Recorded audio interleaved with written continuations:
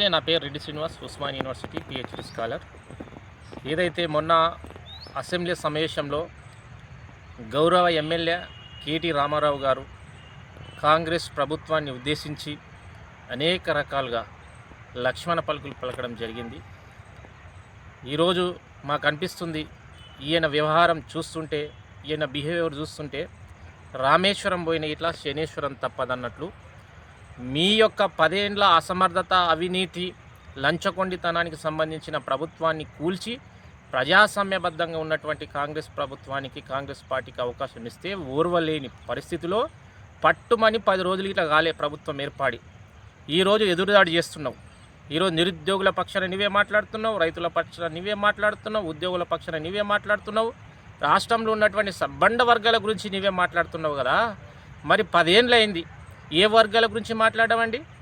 ఏ వర్గాన్ని అండి మీరు ప్రగతి భవన్కి తీసుకొచ్చి మాట్లాడించింది? ఏ వర్గాలతో మీరు సమిష్టి చర్చలు జరిపినరు? ఈరోజు మీరు చేస్తేనేమో సంసారం, ఇతరులు చేస్తేనేమో ఇంకోది అంటారు. ఈరోజు పట్టుమని 10 రోజులు ఇలా కాలే. ఇంతగానో అక్కస ఎందుకు? ఇంతగానో ఒక వ్యభిచారి రాజకీయాలు ఎందుకు?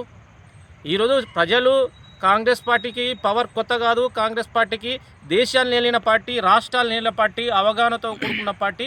దానికి ఒక సమయం పట్టలే. మీరు దాదాపు 5 కోట్ల లక్షల అప్పులు తెచ్చి ప్రజల మీద పెట్టింది కాబట్టి అప్పుల గురించి, వీటి గురించి చర్చలు నడుస్తున్నాయి. సీఎం గారు 18 గంటలు నిర్విరామంగా కృషి చేస్తున్నాడు. కనీసం నిద్రాహారాలు మారి సమీక్షలు పెడుతున్నాడు ప్రతి డిపార్ట్మెంట్లో. మీరు చేసిన అవినీతి మొత్తం బయటికి ప్రజలకు చెప్పలే కదా. 5 లక్షల అప్పు ఎక్కడి నుంచి తెచ్చి, 5 కోట్ల అప్పు, 5 లక్షల కోట్లు అప్పు ఎక్కడి నుండి తెచ్చిండ్రని ప్రజలకు సూక్ష్మంగా చెప్పే ఒక గొప్ప ఆలోచన జరుగుతుంది. కాబట్టి ఆలోచన తర్వాత 6 గ్యారెంటీలు ఇంప్లిమెంట్ చేస్తాం.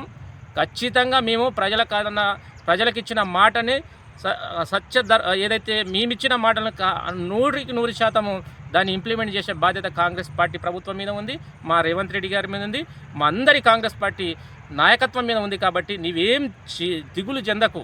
ఇంకా 5 ఏళ్ళు కాంగ్రెస్ ప్రభుత్వం ఉంటుంది, వచ్చే 5 ఏళ్ళ కాంగ్రెస్ ప్రభుత్వం ఉంటుంది.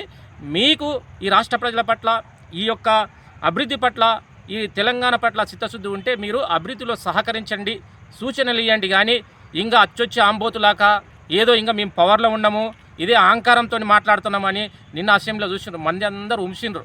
మార్చుకో, మీ పద్ధతి మార్చుకో. ఇంకా నువ్వు యూఎస్లో కానీ అమెరికా డల్లస్లో ఉన్నట్లు మాట్లాడకు. గౌరవ కేటీఆర్ గారు, హరీష్ రావు గారు, మీద అయిపోయింది.